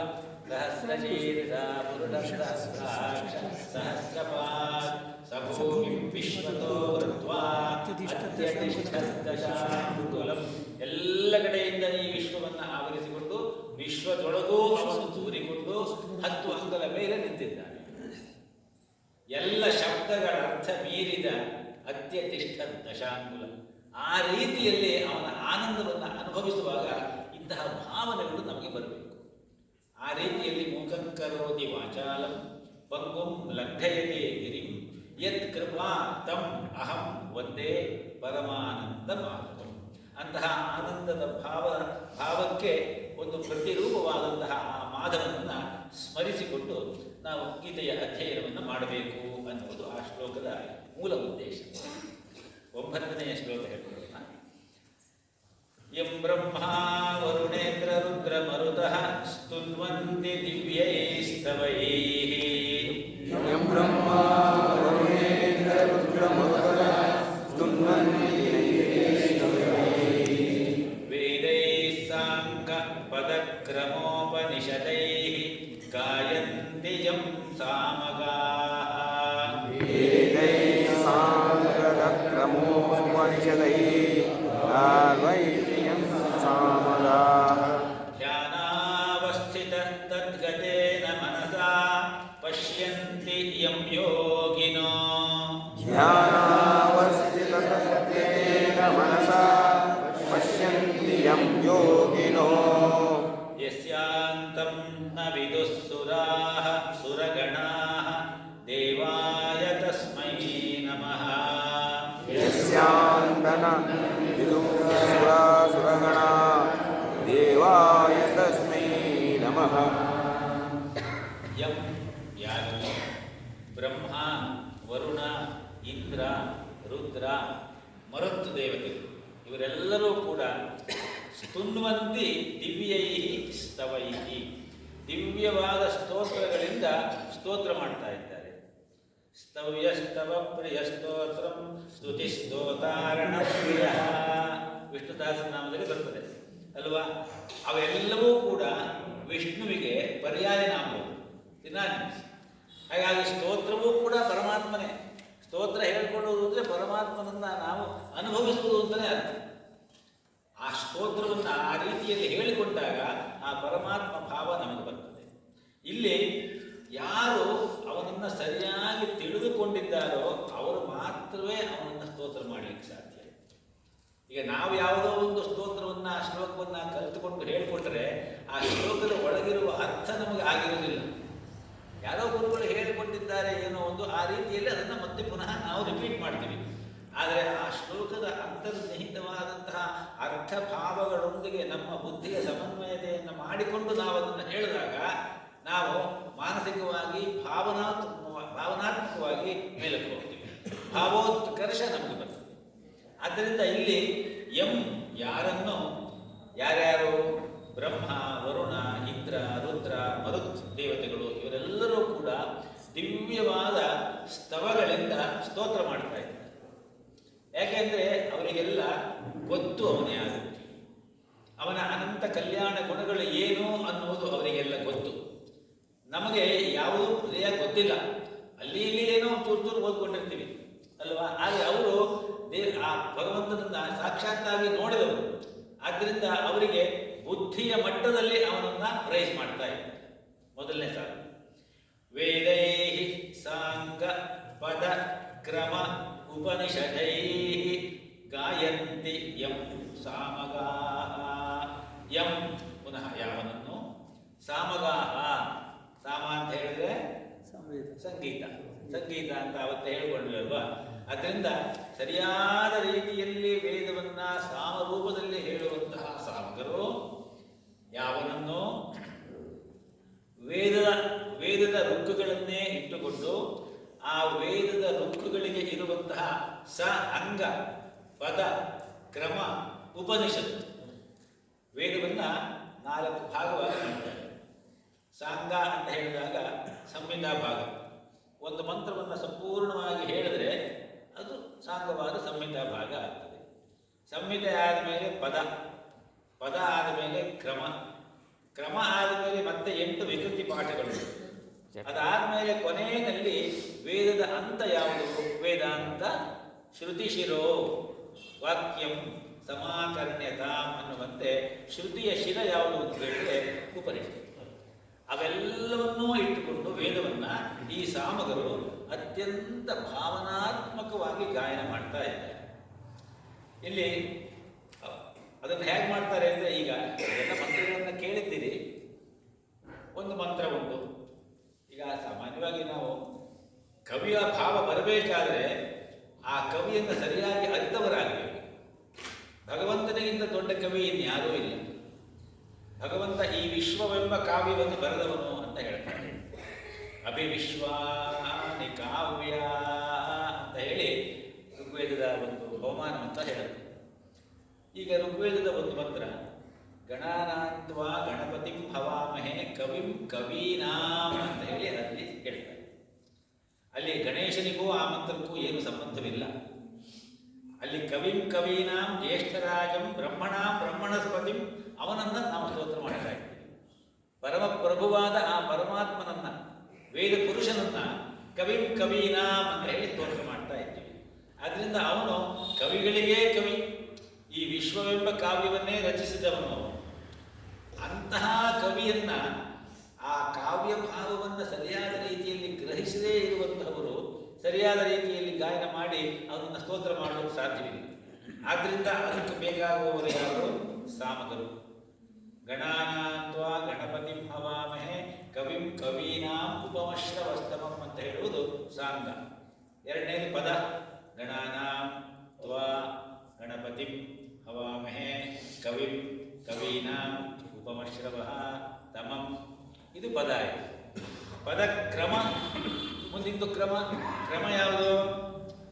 ಗಣಾನಾಂ ತ್ವಾ ಗಣಪತಿಂ ಅಂತ ಹೇಳಿ ಪದ ಹೋಗುತ್ತಲ್ಲ. ಗಣಾನಾಂ ತ್ವಾ ತ್ವಾ ಗಣಾನಾಂ ಗಣಾನಾಂ ತ್ವಾ ಗಣಪತಿಂ ಗಣಪತಿಂ ತ್ವಾ ಗಣಾನಾಂ, ಹಿಂದಕ್ಕೆ ಮುಂದಕ್ಕೆ ಬರುತ್ತೆ.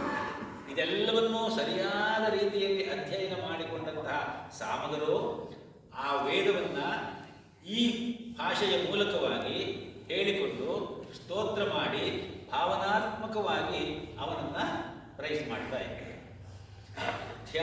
ಮೂರನೇದು, ಇದು ಮೊದಲನೇದು ಬುದ್ಧಿಯ ನೆಲೆಯಲ್ಲಿ ದೇವತೆಗಳು ಅವನನ್ನು ಸ್ತೋತ್ರ ಮಾಡ್ತಾ ಇದ್ದಾರೆ.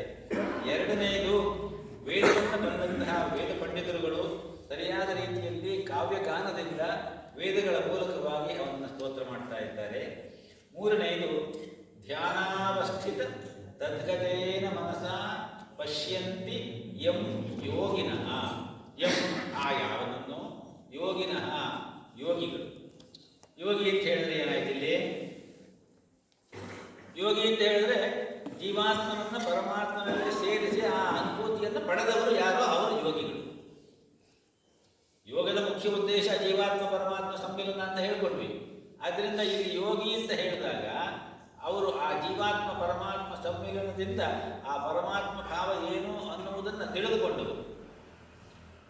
ನಮ್ಮಲ್ಲಿ ಒಂದು ಮಾತು ಹೇಳ್ತಾರೆ, ಪ್ರತಿಮೆಯನ್ನು ಇಟ್ಟುಕೊಂಡು, ಈಗ ಪ್ರತಿಮೆ ಇದೆ, ಇಲ್ಲಿ ಫೋಟೋ ಇದೆ, ಪ್ರತಿಮೆ ಇದೆ, ಪ್ರತಿಮೆಯನ್ನು ಇಟ್ಟುಕೊಂಡು ಅದಕ್ಕೆ ಪೂಜೆ ಮಾಡ್ತೀವಿ. ಈ ಪೂಜೆ ಮಾಡುವ ವಿಧಾನ ಬಹಳ ಕೆಳಮಟ್ಟದ ವಿಧಾನ ಅಂತ ಹೇಳ್ತಾರೆ. ಪ್ರತಿಮಾ ಪ್ರಥಮಾ ಪೂಜಾ ಯೋಗಿನ ಹೃದಯೇ ಹರಿ. ಯೋಗಿಗಳಿಗೆ ಹೃದಯದಲ್ಲಿಯೇ ಹರಿ ಇದ್ದಾನೆ. ಸೊ ಅಂತಹ ಯೋಗಿಗಳು ಧ್ಯಾನದ ಅವಸ್ಥೆಯಲ್ಲಿ ತದ್ಗತೇನ ಮನಸ ಅವನಲ್ಲಿಯೇ ಒಂದಾಗಿ ಬಿಟ್ಟಿದ್ದಾರೆ. ಅಲ್ಲಿ ಧ್ಯಾನ ಮಾಡ್ತಾ ಇದ್ದಾರೆ. ಮೊದಲನೆಯ ಬುದ್ಧಿವಂತರು ಬುದ್ಧಿಯ ಮಟ್ಟದಲ್ಲಿ ಸ್ತೋತ್ರ ಮಾಡುವರು. ಎರಡನೆಯಲ್ಲಿ ಭಾವನಾತ್ಮಕವಾದಂತಹ ಭಾವಜೀವಿಗಳು ಗಾನ ಮಾಡಿದರು.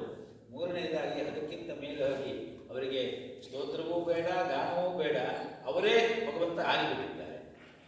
ಹೃದಯಂ ವೇದಾಂತ ವೇದ್ಯಂ ಹೃದಯ ಸರಸಿಜೆ ದೀಪಮುದ್ಯತ್ ಪ್ರಕಾಶಂ ಸತ್ಯಂ ಶಾಂತಸ್ವರೂಪಂ ಸಕಲ ಮುನಿ ಮನಃ ಪದ್ಮಷಡ್ಡೈಕ ವೇದ್ಯಂ. ಹೃದಯದ ಒಳಗೆ ಗೊತ್ತಾಗುವವನು, ವೇದಾಂತಗಳಿಂದ ತಿಳಿಯಲ್ಪಡುವವನು. ಹೃದಯ ಸರಸಿಜೆ ದೀಪಮುದ್ಯತ್ ಪ್ರಕಾಶಂ, ಹೃದಯವೆಂಬ ಕಮಲದಲ್ಲಿ ಚಿಜ್ಯೋತಿಯಂತೆ ಪ್ರಕಾಶಮಾನವಾಗಿ ಕೂತಿರುವವನು.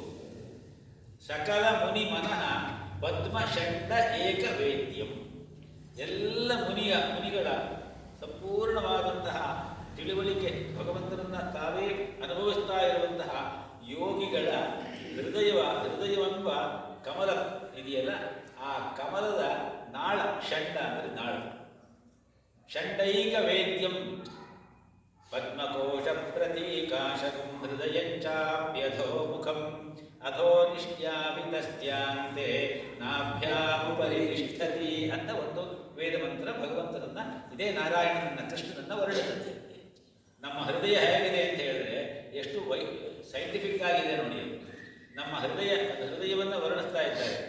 ಪದ್ಮಕೋಶ ಪ್ರತೀಕಾಶಂ ಹೃದಯಂಚಾಪಿ ಅಧೋಮುಖಂ.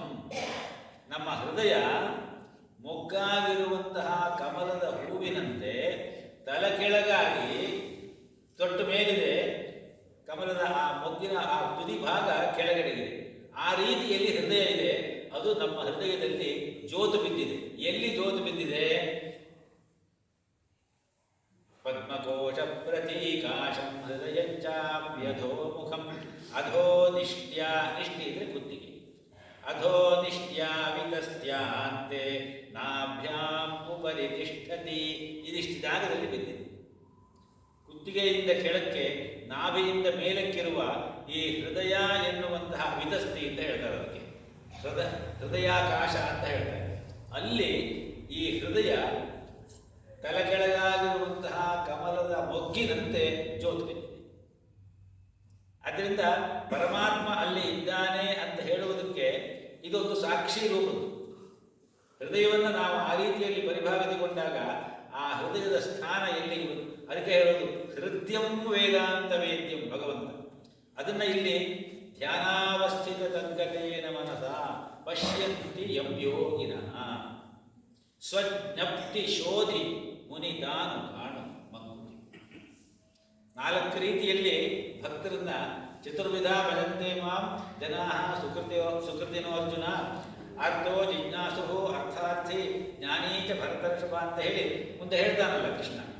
ಅದೇ ರೀತಿ ಡಿವಿಜಿಯವರು 4 ಕ್ಲಾಸಿಫೈ ಮಾಡಿದ್ದಾರೆ ನೋಡಿ. ಅವರು ಅಜ್ಞಾತವಾದುದು ಅನಭಾವವೇನೆ ನಾಸ್ತಿಕನು ಅವನು, ಅಜ್ಞೇಯವೆಂದದಕ್ಕೆ ಕೈಮುಗಿಯ ಭಕ್ತ ತಾನು, ಜಿಜ್ಞಾಸ್ಯವೆಂದು ಪರಿಕಿಸತೊಡಗೆ ವಿಜ್ಞಾನಿತ, ಸ್ವಜ್ಞಪ್ತಿ ಶೋಧಿ ಮುನಿತಾನು.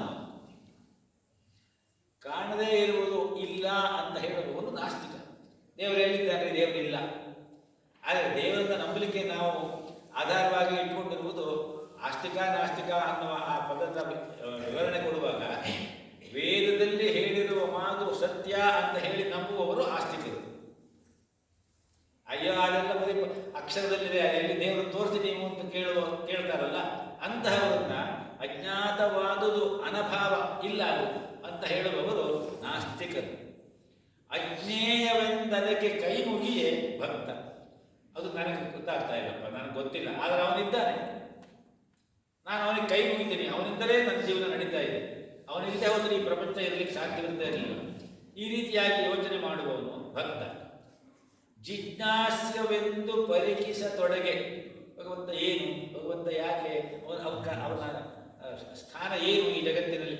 ಗೀತೆಯ ಮುಂದಿನ ಉದ್ದೇಶವೇ ಅದು. ಗೀತೆಯ ನಿಜವಾದ ಉದ್ದೇಶ, ಗೀತೆಯನ್ನು ಏನು ಹೇಳ್ತಾರೆ? ಜಗಜ್ಜೀವೇಶ್ವರ ಯೋಗ ಸೂತ್ರ. ಜಗತ್ತು, ಜೀವ, ಈಶ್ವರ, ಈ 3. ಜೀವ ನಾವಿರುವಂತಹ ಈ ಪ್ರಕೃತಿ, ಈ ಪ್ರಪಂಚ, ಜಗತ್ತು, ಇದೆರಡಕ್ಕೂ ಕೂಡ ಯಾವನೋ ಒಬ್ಬ ಮೇಲ್ಗಡೆ ಆಡಿಸ್ತಾ ಇರುವ ಒಬ್ಬ ಸೂತ್ರಕಾರ ಇದ್ದಾನೆ, ಗೊಂಬೆ ಆಟ ಆಡಿಸುವವನು, ಅವನು ಈಶ್ವರ. ಆ ಈಶ್ವರನಿಗೂ ಈ ಜಗತ್ತಿಗೂ ಏನು ಸಂಬಂಧ? ಆ ಈಶ್ವರನಿಗೂ ಈ ಜೀವಕ್ಕೂ ಏನು ಸಂಬಂಧ? ಈ ಜೀವಕ್ಕೂ ಈ ಜಗತ್ತಿಗೂ ಏನು ಸಂಬಂಧ? ಈ ಜೀವ ಜಗತ್ತಿಗೂ ಆ ಈಶ್ವರನಿಗೂ ಏನು ಸಂಬಂಧ? ಇದನ್ನೆಲ್ಲ ಯೋಚನೆ ಮಾಡಿ, ಲೆಕ್ಕಾಚಾರ ಮಾಡಿ, ಪ್ರಯೋಗಶಾಲೆಯಲ್ಲಿ ಸರಿಯಾದ ರೀತಿಯಲ್ಲಿ ಪ್ರಯೋಗ ಮಾಡಿ ಒಂದು ಸತ್ಯವನ್ನು ಕಂಡುಹಿಡಿತಾರಲ್ಲ ವಿಜ್ಞಾನಿ, ಆ ರೀತಿಯಲ್ಲಿ ಚಿಂತನೆ ಮಾಡುವವನು ಜಿಜ್ಞಾಸ್ಯವೆಂದು ಪರಿಕಿಸತೊಡಗೆ ಅವ ವಿಜ್ಞಾನಿ. ಸ್ವಜ್ಞಪ್ತಿ ಶೋಧಿ ಮುನಿತಾನು. ಎಲ್ಲೋ ಇಲ್ಲ, ಇಲ್ಲೇ ಇದ್ದಾನೆ, ಅವನು ನೋಡಬೇಕು ನಾನು ಅಂತ ಹೇಳಿ ಆ ನೋಡುವ ಆ ಸಾಧನೆಯ ಪ್ರಯತ್ನದಲ್ಲಿ ಜಯಶೀಲನಾಗಿ ಯಾರು ಅದನ್ನು ಕಂಡುಕೊಂಡು ಯೋಗದ ಧ್ಯಾನದಲ್ಲಿ ನಿಂತಾರೋ ಅವರೆಲ್ಲ ಮುನಿಗಳು ಅಥವಾ ಯೋಗಿಗಳು. ಆ ಮುನಿಗಳನ್ನೇ ನಿನ್ನೆ ಜ್ಞಾನದ ಬಗ್ಗೆ ನಾವು 4-6 ಮಾತು ಹೇಳ್ಕೊಂಡ್ವಿ. ಕೃಷ್ಣ ಒಂದು ಮಾತನ್ನು ಹೇಳ್ತಾನೆ, ಜ್ಞಾನದ ಬಗ್ಗೆ 4ನೇ ಅಧ್ಯಾಯದಲ್ಲಿ ಬರ್ತದೆ. ವೀತರಾಗ ಭಯ ಕ್ರೋಧಾ ಮನ್ಮಯ ಮಾಮುಪಾಶ್ರಿತಾ ಬಹವೋ ಜ್ಞಾನ ತಪಸ ಪೂತಾ ಮದ್ಭಾವಮಾಗತ. ನಮಗೆ ಮೊದಲು ದೇವರು ಕಾಣಬೇಕು ಅಂದರೆ, ದೇವರ ಭಾವ ಬರಬೇಕು ಅಂದರೆ ನಾವೇನು ಮಾಡಬೇಕು? ವೀತ, ರಾಗ ಭಯ ಕ್ರೋಧ. ವೀತ ಅಂದರೆ ಬಿಡುವುದು, ರಾಗ ವಿಪರೀತವಾದಂತಹ ಆಸೆ ಅಥವಾ ರಂಜನೆ, ಅಟ್ಯಾಚ್ಮೆಂಟ್, ಭಯ ಭಯ ಎರಡನೇದು ಹೆದರಿಕೆ, ಕ್ರೋಧ ಕೋಪ. ಈ ಮೂರನ್ನೂ ಬಿಟ್ಟಂತಹ ಸಾಧಕರು ಮನ್ಮಯ ಮಾಮುಪಾಶ್ರಿತಾ, ನನ್ನನ್ನೇ ಮನಸ್ಸಿನಲ್ಲಿ ತುಂಬಿಕೊಂಡು ನನ್ನನ್ನು ಸೇರಿಸುತ್ತಾ ಬಹವೋ ಜ್ಞಾನ ತಪಸಾಹ, ಬಹಳ ಜನ ಜ್ಞಾನವೆಂಬ ತಪಸ್ಸಿನ ಮೂಲಕ ಪೂತಾಹ ಪವಿತ್ರರಾಗಿ ಮದ್ಭಾವ ಮಾತ, ನನ್ನನ್ನೇ ಬಂದು ಸೇರಿಬಿಟ್ಟಿದ್ದಾರೆ ಅಥವಾ ನಾನೇ ಆಗಿಬಿಟ್ಟಿದ್ದಾರೆ. ಅಂಥವರೆಲ್ಲ ಯೋಗಿಗಳು. ಯೋಗಿನಾಂ ಹೃದಯೇ ಹರಿ. ಆ ರೀತಿಯಲ್ಲಿ ಮೂರನೇದಾದ ಧ್ಯಾನಾವಸ್ಥಿತ ತದ್ಗತೇನ ಮನಸ ಪಶ್ಯಂತಿ ಯಂ ಯೋಗಿನಃ, ಯಾರನ್ನು ಯೋಗಿಗಳು ಧ್ಯಾನದ ನೆಲೆಯಲ್ಲಿ ತಮ್ಮ ಒಳಗೇ ಕಾಣುವ ಪ್ರಯತ್ನ ಮಾಡಿ ಜಯಶೀಲರಾಗಿ ಆನಂದ ಭಾವದಲ್ಲಿ ನಿಲ್ಲುತ್ತಾರೆಯೋ ಅವರು. ಯಸ್ಯ ಅಂತಂ ನ ವಿದುಹು ಸುರಾಹ ಸುರಗಣಾಃ. ಇಷ್ಟೆಲ್ಲ ಹೇಳಿದ ಮೇಲೆ ಕೊನೆಯಲ್ಲಿ ಹೇಳ್ತಾ ಇದ್ದಾರೆ ಮಧುಸೂದನ ಸರಸ್ವತಿಗಳು, ಯಾರ ಕೊನೆಯನ್ನು ನಾವಿದುಹು ತಿಳಿಲಿಕ್ಕೆ ಸಾಧ್ಯವಿಲ್ಲವೋ, ಯಾರಿಂದ ತಿಳಿಲಿಕ್ಕೆ ಸಾಧ್ಯವಿಲ್ಲ? ಸುರಾಸುರಗಣ, ಸುರ ಅಸುರಗಣ, ಇಡೀ ಜಗತ್ತಿನಲ್ಲಿ ಇರುವಂತಹ ಯಾರಿಗೂ ಕೂಡ ಅವನ ಆದಿ ಮತ್ತು ಅಂತ್ಯ ಎರಡನ್ನೂ ತಿಳಿಲಿಕ್ಕೆ ಸಾಧ್ಯವಿಲ್ಲ. ಅಂತಹ ದೇವಾಯ ತಸ್ಮೈ ನಮಃ, ಅಂತಹ ದೇವನಿಗೆ ನಮಸ್ಕಾರವಿರಲಿ. ಆದ್ದರಿಂದ ಇಲ್ಲಿ ಭಗವಂತನ ಇತಿಮಿತಿಯನ್ನು ತಿಳಿಯುವುದು ಸಾಧ್ಯವಿಲ್ಲ ಅನ್ನುವಂತಹ ಒಂದು ಮಾತನ್ನು ಹೇಳ್ತಾ ಇದ್ದಾರೆ. ಆದರೆ ಭಗವಂತನ ಇತಿಮಿತಿಯನ್ನು ತಿಳಿಯುವುದಕ್ಕೆ ನಾವು ಪ್ರಯತ್ನ ಪಟ್ಟರೆ ಅದು ಸಾಧ್ಯವ? ನಮಗೆ ಯೋಚನೆ ಮಾಡಬೇಕು. ಪರಮಹಂಸರು ಒಂದು ಉದಾಹರಣೆಯನ್ನು ಕೊಡ್ತಾರೆ. ಒಂದು ಉಪ್ಪಿನ ಬೊಂಬೆ ಸಮುದ್ರದ ಆಳವನ್ನು ನೋಡಬೇಕು ಅಂಥೇಳಿ ಸಮುದ್ರಕ್ಕೆ ಇಳಿತಂತೆ. ಏನಾಗುತ್ತೆ ಉಪ್ಪಿನ ಬೊಂಬೆ ಸಮುದ್ರಕ್ಕೆ ಇಳಿದ್ರೆ? ಕರಗಿ ಹೋಗುತ್ತೆ. ಅದು ನೀರಿಗೆ ಬಿದ್ದು ಕೂಡಲೇ ಕರಗಿ ಹೋಗ್ಬಿಡುತ್ತೆ. ಆ ರೀತಿಯಲ್ಲಿ ಭಗವಂತನನ್ನು ನಾವು ತಿಳಿತೀವಿ ಅಂತ ಹೋದರೆ ಅದರ ಆಳ ಎಷ್ಟು, ಅದರ ವಿಶಾಲತೆ ಎಷ್ಟು ಹೇಳಲಿಕ್ಕೆ ಸಾಧ್ಯವಿಲ್ಲ. ಇಷ್ಟಕ್ಕೂ ಅದನ್ನು ತಿಳಿಬೇಕಾದ ಅಗತ್ಯ ನಮಗೇನಿದೆ? ಭಗವತ್ ಭಾವ ಬಂದ ಮೇಲೆ ಅದನ್ನು ತಿಳಿಯುವ ಅವಶ್ಯಕತೆ ಏನಿದೆ? ನಾನು ಭಗವಂತನನ್ನು ತಿಳಿದಿದ್ದೀನಿ, ನಾನು ಭಗವಂತನನ್ನು ನಿಮಗೆ ತೋರಿಸ್ತೀನಿ ಅಂತ ಹೇಳಿ ಎಷ್ಟೋ ಜನ ಇವಾಗ ಗಾಡ್ ಮೆನ್ ಅಂತ ಇದ್ದಾರಲ್ಲ ನಮ್ಮಲ್ಲಿ ಸಮಾಜದಲ್ಲಿ, ನಾವು ನೋಡ್ತೀವಲ್ಲ, ನಾನೇ ಭಗವಂತ ಅಂತ ಹೇಳ್ಕೊಳ್ಳೋರು ಇದ್ದಾರೆ. ಇಂಥವರನ್ನು ಕುರಿತು ಒಂದು ಸಣ್ಣ ಇದನ್ನ ಅನೆಕ್ಡೋಟ್ ಅಂತ ಹೇಳ್ಬೋದು, ಅದನ್ನು ಹೇಳ್ತಾರೆ ಅವರು. ಒಬ್ಬರಿಗೆ ವಿಪರೀತವಾಗಿ ಅಹಂಕಾರ ಇರುತ್ತೆ. ನಾನು ಎಲ್ಲವನ್ನೂ ತಿಳ್ಕೊಂಡ್ಬಿಟ್ಟಿದ್ದೇನೆ, ದೇವರು ಹೋದರೆ ಏನು, ನನ್ನ ಕಿರುಬೆರಳಲ್ಲಿ ಆಡ್ತೇನೆ ನಾನು, ಹಾಗೆ ಹೀಗೆ ಅಂತ ಎಲ್ಲರದ್ದು ಹೇಳ್ಕೊಂಡು ತಿರುಗ್ತಾ ಇದ್ದೇನೆ. ಭಗವಂತನಿಗೆ ಅನ್ನಿಸ್ತಾ ಇಲ್ಲ, ಇಷ್ಟೊಂದು ತಿಳ್ಕೊಂಡಿದ್ದಾನೆ ನನ್ನನ್ನು ಅವನು ನೋಡಲೇಬೇಕು ಅಂತ ಹೇಳ್ಬಿಟ್ಟು ಆ ಪಂಡಿತ ಪ್ರತಿನಿತ್ಯ ಒಂದು ನದಿ ತೀರದಲ್ಲಿ, ದೊಡ್ಡ ನದಿಯದು, ಮರಳಿನ ಮೇಲೆ ವಾಕಿಂಗ್ ಮಾಡ್ತಾ ಇದ್ದಂತೆ ಪ್ರತಿನಿತ್ಯ. ಒಂದು ದಿವಸ ಅವನು ವಾಕಿಂಗ್ ಹೋದಾಗ ಈ ಭಗವಂತ ಒಂದು ಮಗುವಿನ ರೂಪದಲ್ಲಿ ಬಂದುಬಿಟ್ಟಿದ್ದಾನೆ ಅಲ್ಲಿ. ಅವನು ಏನು ಮಾಡ್ತಾ ಇದ್ದಾನೆ ಆ ಮಗು ಅಂತ ಕೇಳಿದ್ರೆ, ತೀರದಲ್ಲಿರುವಂತಹ ಆ ಮರಳಿದೆಯಲ್ಲ, ಮರಳನ್ನು ಒಂದು ಹೊಂಡ ಮಾಡಿಬಿಟ್ಟು ನದಿಯಿಂದ ಬೊಗಸೆಯಲ್ಲಿ ನೀರು ತಂದು ಆ ಹೊಂಡಕ್ಕೆ ಸುರಿತಾ ಇದೆ. ಈ ಪಂಡಿತ ನೋಡ್ದ ನಿಂತ್ಕೊಂಡು, ಏನು ಮಾಡ್ತಾ ಇದೆ ಈ ಮಗು, ಸಾಧ್ಯವ ಇದು, ಏನು ಅರ್ಥವೇ ಇಲ್ವಲ್ಲ. ಕೇಳ್ತಾನಂತೆ, ಏನು ಮಾಡ್ತಾ ಇದ್ದೀಯ ಮಗು ನೀನು? ಏನಿಲ್ಲ, ಈ ನದಿ ಪೂರ್ತಿ ಖಾಲಿ ಮಾಡಿ ಈ ಹೊಂಡದಲ್ಲಿ ತುಂಬಿಸ್ಬಿಡ್ತೀನಿ, ನೋಡ್ತಾ ಇದ್ದೀನಿ.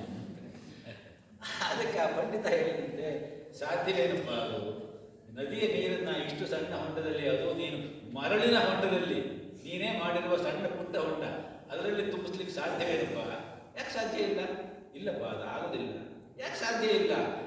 ಅನಂತ ಕಲ್ಯಾಣ ಗುಣ ಪರಿಪೂರ್ಣನಾದ, ಸರ್ವಶಕ್ತನಾದ, ಸರ್ವಜ್ಞನಾದ, ಸರ್ವವ್ಯಾಪಿಯಾದ, ಅಂಡಾಂಡ ಪಿಂಡಾಂಡ ಬ್ರಹ್ಮಾಂಡಗಳನ್ನೆಲ್ಲವನ್ನೂ ವ್ಯಾಪಿಸಿರುವಂತಹ ಆ ಪರಮಾತ್ಮನನ್ನ ನಿನ್ನ ಈ ಪುಟ್ಟ ತಲೆಯಲ್ಲಿ ತುಂಬಿಕೊಂಡಿದ್ದೀನಿ ಅಂತ ಹೇಳಿ ನೀನು ಬೀಗ್ತಾ ಇದೆಯಲ್ಲ, ಅದು ಸಾಧ್ಯ ಅಂತ ಅದನ್ನು ನಾನು ಯಾಕೆ ಮಾಡ್ಲಿಕ್ಕೆ ಸಾಧ್ಯ ಇಲ್ಲ? ಆ ಪಂಡಿತನಿಗೆ ನಾನು ಎಲ್ಲಿದ್ದೀನಿ ಅನ್ನೋದು ಅರ್ಥವಾಯಿತು. ಹಾಗೆ ಹೇಳ್ಬಿಟ್ಟು ಮಗು ಅದೃಶ್ಯವಾಯ್ತಂತೆ. ಅಂದರೆ ನಾವಿದು ಸುರಗಣ ದೇವಾಯ ತಸ್ಮೈ ನಮಃ. ದೇವರನ್ನು ತೋರಿಸ್ತೀವಿ, ನಾವು ದೇವರನ್ನು ಕಂಡಿದ್ದೀವಿ, ಪ್ರಪಂಚದಲ್ಲಿ ನಾವು ಅದು ಮಾಡ್ತೀವಿ ಇದು ಮಾಡ್ತೀವಿ ಎನ್ನುವ ಈ ಗಾಡ್ ಮೆನ್ಗಳೇನಿದ್ದಾರಲ್ಲ ಅವರಿಂದ ದೂರ ಇರಬೇಕು ಅಂತ ಹೇಳಿ ರಂಗನಾಥಾಚಾರ್ಯರು ಯಾವಾಗಲೂ ಹೇಳೋರು. ಅವರು ಪಂಡಾಗಳ ವಿಚಾರ ಹೇಳುವಾಗ ಒಂದು ಮಾತನ್ನು ಅವರ ಗೀತೋಪನ್ಯಾಸ ಮಾಲಿಕೆಯ ಮೊದಲನೆಯ ವಾಲ್ಯೂಮ್ನಲ್ಲಿ ಹೇಳ್ತಾರೆ. ಭಗವಂತನನ್ನು ತೋರಿಸ್ತೀವಿ ಅಂತ ಹೇಳಿ 4 ಅಶುದ್ಧ ಮಂತ್ರಗಳನ್ನು ಕಲಿತುಕೊಂಡು ಪಂಡಾಗಳು ಏನೇನೋ ಅರ್ಥವಿಲ್ಲದ ಕರ್ಮಕ್ರಿಯಾದಿಗಳನ್ನು ಮಾಡಿಸ್ತಾ ಜನರನ್ನು ವಂಚಿಸ್ತಾ ಇದ್ದಾರಲ್ಲ, ಇದು ಬಹಳ ತಪ್ಪು. ಪಂಡ ಅಂತ ಹೇಳಿದರೆ ಪಂಡಿತ ಅನ್ನುವ ಪದಕ್ಕೆ ಆತ್ಮಬುದ್ಧಿಯೇ ಪಂಡ ಅಂತ ಹೇಳ್ತಾರೆ. ಆತ್ಮವನ್ನು ತಿಳಿದವನು ಯಾರೋ ಅವನು ಪಂಡ. ಪಂಡ ಅನ್ನುವ ಪದಕ್ಕೆ ಅರ್ಥ ಆತ್ಮ ಅಂತ ಹೇಳಿ. ಆ ಆತ್ಮನನ್ನು ಯಾರು ತಿಳಿದಿದ್ದಾನೋ ಅವನು ಪಂಡ.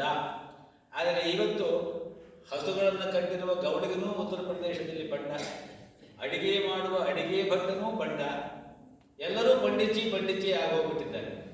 ಕಾಶಿಯಲ್ಲಿ ಯಾರೋ ಒಬ್ಬ ಬರ್ತಾನೆ, ಅವ್ರು ಕೊಡುವ ಉದಾಹರಣೆ, ಯಾರೋ ಒಬ್ಬ ಬರ್ತಾನೆ, ನಿನಗೆ ಆ ದೋಷ ಇದೆ ಈ ದೋಷ ಇದೆ ನೀನು ಗೋದಾನ ಮಾಡಬೇಕು ಅಂತ ಹೇಳ್ತಾನೆ. ಯಾವುದೋ ಒಂದು ಹಸುವನ್ನು ಯಾವುದೋ ಕೊಟ್ಟಿಗೆಯಿಂದ ತರ್ತಾನೆ, ಅಲ್ಲಿ ನಿಲ್ಲಿಸ್ತಾನೆ. ಎಷ್ಟೋ ಅವನು ಕೇಳಿದಷ್ಟು ದುಡ್ಡು ಅವನ ಕೈ ಕೊಡಬೇಕು. ಹಸು ಬಾಲ ಹಿಡ್ಕೊ ಅಂತ ಹೇಳ್ತಾರೆ. ಬಾಲ ಹಿಡ್ಕೊಂಡು ಕೂಡಲೇ ಅವನೇನೋ ಅರ್ಥವಿಲ್ಲದ 2 ಮಂತ್ರಗಳನ್ನು ಹೇಳ್ತಾನೆ. ಅದು ತಗೊಳ್ತಾನೆ. ಆಯಿತು ನಿನ್ನ ಪಾಪ ಎಲ್ಲ ಹೋಯ್ತು ಹೋಗುತ್ತಾನೆ. ಇಷ್ಟೇನಾ? ಹಾಗಾದರೆ ಗೋದಾನಕ್ಕಿರುವ ಬೆಲೆ ಎಷ್ಟೇನಾ? ಅದರ ಮಹತ್ವ ಅಷ್ಟೇನಾ? ಹಾಳು ಮಾಡಿಬಿಟ್ಟಿದ್ದಾರೆ ಅನ್ನುವಂತಹ ಪದವನ್ನು ಅವರು ಹೇಳ್ತಾರೆ. ನನಗೆ ಹೇಳುವ ಅಧಿಕಾರ ಇಲ್ಲ ಅದು.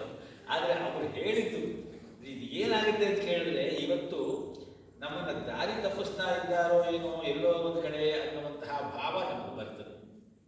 ಬೆಳಗಾಗೆದ್ದು ನಾವು TV ಚಾನೆಲ್ ಆನ್ ಮಾಡಿದ್ರೆ 18 ಟಿವಿನಲ್ಲಿ ಕೂತ್ಕೊಂಡು ಜ್ಯೋತಿಷ್ಯ, ಶಾಸ್ತ್ರ, ಧರ್ಮ ಹೇಳ್ತಾ ಇರ್ತಾರೆ. ಒಬ್ಬ ಓಂ ವ್ಯಾಸ್ ಅನ್ನುವಂತಹ ಒಬ್ಬ ಹಿಂದಿ ಭಾಷೆಯ ಕವಿ, ಅದು ಇಲ್ಲ ಇವಾಗ, ಅವರೊಂದು ಕಡೆ ಹೇಳಿದ ಮಾತಿದು. 18 ಚಾನೆಲ್ನಲ್ಲಿ 18 ಜನ ಪಂಡಿತರು ಅಕರಾಳ ವಿಕರಾಳ ಸ್ವರೂಪರಾಗಿ ಬೇಕಾದಂತಹ ಜ್ಯೋತಿಷ್ಯವನ್ನ ಧರ್ಮವನ್ನ ಹೇಳ್ತಾ ಇರ್ತಾರೆ. ಅದೇ ಸಮಯಕ್ಕೆ ನಾವು ಬಾತ್ರೂಮಿಗೆ ಹೋಗ್ಬಿಟ್ಟು ಹಲ್ಲು ಉಜ್ಜಿಕೊಂಡು ತುಂಬುತ್ತಾ ಇರ್ತೀವಿ. ಇದರ ಅರ್ಥ ಏನು ಅನ್ನೋದನ್ನು ನಾವು ಅರ್ಥ ಮಾಡಬಹುದು. ಅಷ್ಟು ಸೂಚ್ಯವಾಗಿ ಹೇಳ್ತಾರೆ. ಆದ್ದರಿಂದ ಭಗವಂತನನ್ನು ತಿಳಿಯುವುದು ಸಾಧ್ಯವಿಲ್ಲ ಅನ್ನೋದು ನಮಗೆ ಮುಖ್ಯ. ಹಾಗಾದರೆ ಭಗವದ್ಭಾವ ಬರುವುದು ಹೇಗೆ? ಸಾಧನೆ ಮಾಡಿ. ಬಹವೋ ಜ್ಞಾನ ತಪಸ ಪೂತಾ ಮದ್ಭಾವಮಾಗತ. ಪೂತರಾಗದೆ ಮಂದಿ ಇಲ್ಲಿ ಶುದ್ಧ ಆಗಲಿಕ್ಕೆ ಸಾಧ್ಯವೇ ಇಲ್ಲ. ಕಾಶಿಗೆ ಹೋಗಿ ಗಂಗೆಯಲ್ಲಿ ಮಿಂದೊಡೆ ಹಸ್ತಿ ಆಗುವುದೇ ಹಂದಿ. ಮನ ಶುದ್ಧವಾಗದೆ ಮೈ ಶುದ್ಧವಾದರೆ ಪೂತರಾಗುವುದೇ ಮಂದಿ ಅಂತ ಕೇಳ್ತಾರೆ professor S V Parameshwara Bhat. ಆ ರೀತಿಯಲ್ಲಿ ನಾವು ಭಗವಂತನನ್ನು ತಿಳಿಯುವುದು ಅಂತ ಹೇಳಿದ್ರೆ ತಪಸ್ಸು ಮಾಡು, ಜ್ಞಾನ ಸಂಚಯನ ಮಾಡು, ಭಗವಂತನಲ್ಲಿ ಶರಣಾಗುವುದು. ಆ ರೀತಿಯಲ್ಲಿ ಈ ಶ್ಲೋಕ ನಮಗೆ ಯಸ್ಯಾಂತಂ ನವಿದುಸ್ಸುರಾ ಸುರಗಣಾ ದೇವಾಯ ತಸ್ಮೈ ನಮಃ, ಅಂತಹ ದೇವರಿಗೆ ದೇವೋತ್ತಮನಿಗೆ ನಮಸ್ಕಾರಗಳನ್ನು ಮಾಡ್ತಾ ಈ ಗೀತಾ ಅಧ್ಯಯನವನ್ನು ಶುರು ಮಾಡೋಣ ಅಂತ ಹೇಳಿ ಮಧುಸೂದನ ಸರಸ್ವತಿಗಳು ಈ ಶ್ಲೋಕಗಳನ್ನು ನಮಗೆ ರಚನೆ ಮಾಡಿಕೊಟ್ಟಿದ್ದಾರೆ. ಇವತ್ತಿಗೆ ಇಲ್ಲಿ ನಿಲ್ಲಿಸೋಣ, ಟೈಮ್ ಆಯಿತು. ಮುಂದಿನ ವಾರದಿಂದ ಗೀತಾ ಶ್ಲೋಕಗಳನ್ನು ಒಂದೊಂದು ದಿವಸಕ್ಕೆ ಎಷ್ಟೆಷ್ಟು ಶ್ಲೋಕಗಳಾಗುತ್ತೋ ಅಷ್ಟು ಶ್ಲೋಕವನ್ನು ಇದೇ ರೀತಿ ಪದಶಃ ಅರ್ಥ ಮಾಡಿಕೊಂಡು ಶ್ಲೋಕದ ಭಾವಾರ್ಥವನ್ನು ತಿಳಿತಾ ಹೆಚ್ಚಿನ ಯಾವ ವಿವರಣೆಯನ್ನು ನಾನು ಹೇಳಿದೆ, ನೀವೂ ಅಪೇಕ್ಷೆ ಪಡದೆ ನನ್ನ